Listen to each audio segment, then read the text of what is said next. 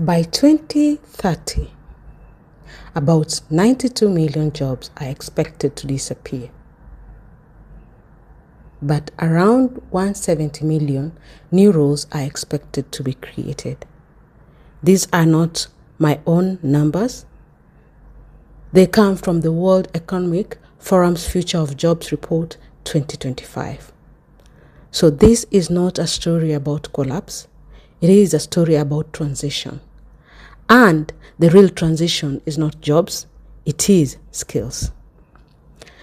What are skills? Skills are the learned abilities, knowledge, and expertise required to perform specific tasks effectively.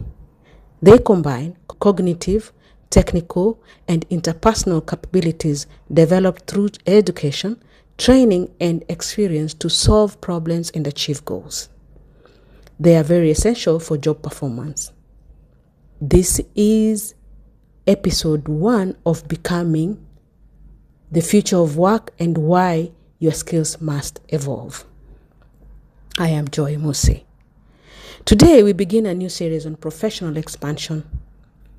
If you followed my last video about my life here in Dubai for the last 19 years, you'll understand where my thoughts are going with this one.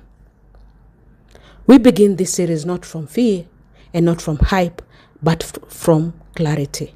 Because the way we work around us is changing. And the real question is simple.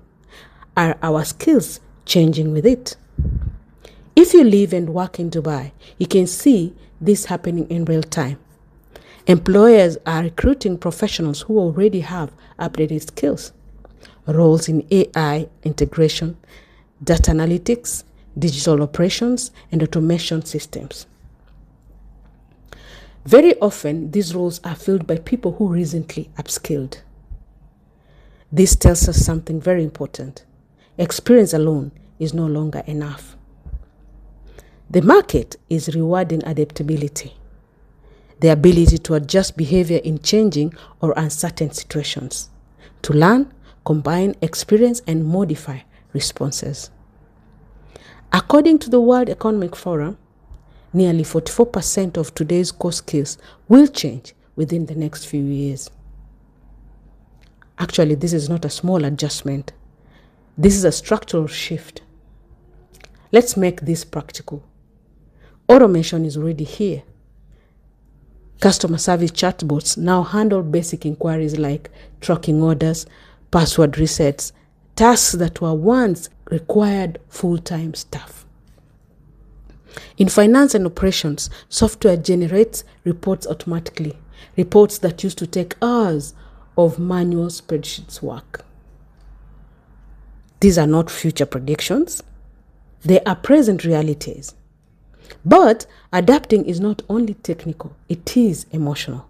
And this tension feels different depending on where you are in your career. Not that, where you are in your career. If you are early in your profession, learning new systems may feel natural. But if you are 10, 15, or 20 years into your field, you have built experience, you have built confidence, you have built reputation. So, adjusting can feel uncomfortable. Not because you lack ability, but because you have more to protect.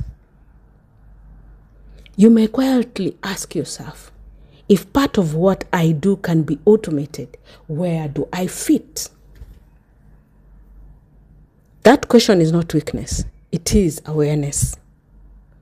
The real risk is not AI. The real risk is standing still.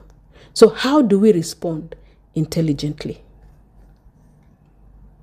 We build what I call a bilingual skill set. Not a language bilingual, but a professional bilingual. You must understand technology, the application of scientific knowledge to create tools, systems, and methods that solve practical problems, from simple tools to AI, cloud computing, and automation systems. And you must strengthen your human capabilities, cognitive, emotional, and social attributes that enable adaptability, creativity, empathy, leadership, and complex problem solving. I know technology improves efficiency. It analyzes data. It automates repetition. It accelerates processes. But human capability creates value, judgment, communication, trust, and wisdom. Machines can process information, but they cannot replace human trust. They can generate insights, but they cannot replace human wisdom. And this is not theory. Major organizations are investing heavily in upskilling. Example 1, Amazon. Amazon committed over $1.2 billion to retrain 300,000 employees through its Upskilling 2025 initiative. The goal is prepare workers for in-demand, higher-paying roles inside and outside the company. Example 2 is Microsoft. Microsoft redesigned its internal learning ecosystem to accelerate digital capability.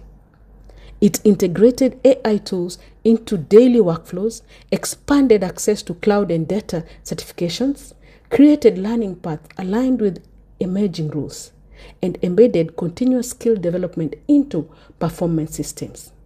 Learning has become operational. It's not occasional anymore. Another example is Bank of America. It announced a $4 billion investment in AI and new technology initiatives in 2025, nearly a third of its annual tech budget. Since launching its AI assistant Erica in 2018, it has integrated machine learning into client services and staff training. This is a long-term preparation for these companies. From the outside, it might not look urgent, but from a business perspective, they are preparing. Continuous learning is no longer optional, by the way. It has become structural. And there are 3 ways professionals can respond to this shift. Either you upskill, reskill, or upscale. Upskilling depends what you already do. Reskilling changes direction.